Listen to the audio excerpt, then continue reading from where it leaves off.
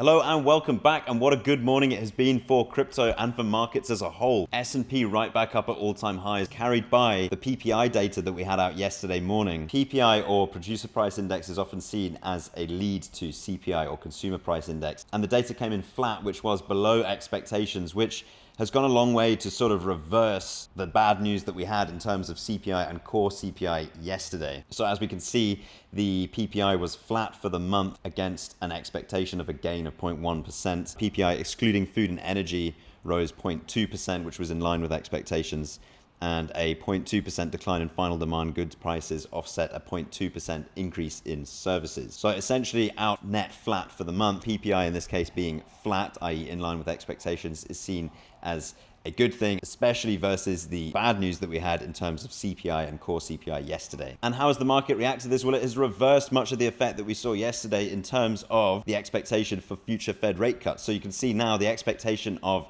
no rate cut at the November meeting is down to 10.5%. Remember, that was up nearly 20% yesterday after CPI and core CPI missed expectations. Now the expectation is just about 90% for that 25 basis point rate cut. Fed's Goldsby says rates need to drop a fair amount. The New York Fed chief says timing, pace of cuts depends on the data.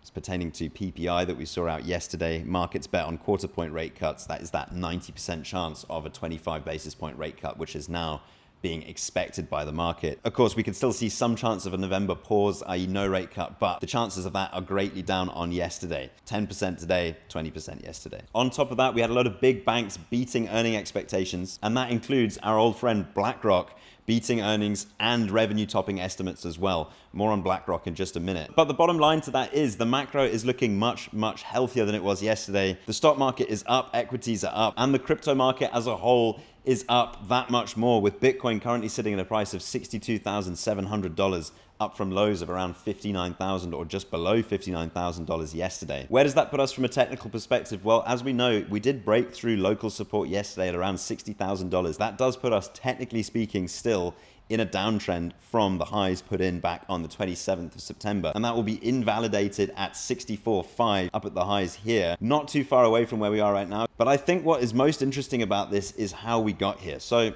like we spoke about yesterday, there was some short interest in the market, and we did take out some shorts. There were some short liquidations over the last 6 hours or so, but as you can see, not really that many from a grand scheme of things. Around about $50 million worth of short positions liquidated over the last 12 hours and about $12 million worth of shorts liquidated over the last 4 hours. That is in the crypto market as a whole. And you can see that once again, we have flipped back to a neutral sentiment in the market in terms of the fear and greed index. That is a score of 49 versus yesterday's 32.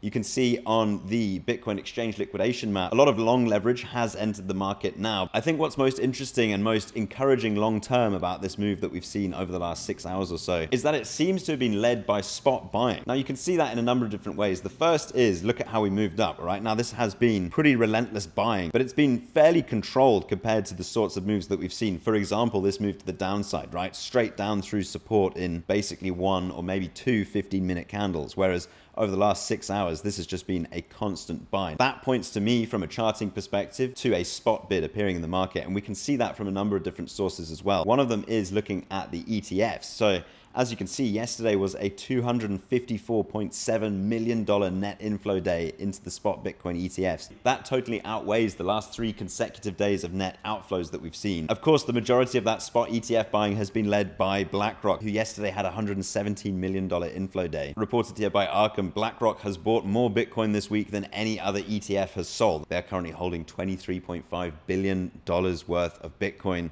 making them, as we know well, by a great margin, the largest spot Bitcoin ETF. That being said, BlackRock are not the only whales buying in the market at the moment. Take a look at this data from CryptoQuant. What we need to pay attention to here is the fact that 1.5 million BTC, that is 1.5 million Bitcoins, have been accumulated by whales with more than 1,000 Bitcoin on balance over the last 6 months. What we're looking at here is on-chain data to support the fact that whales, serious whales in this case, right? That is wallets holding over 1,000 Bitcoin are accumulating right now, and they have been doing so over the last 6 months since we put in that all-time high. So this just plays into what we say time and again.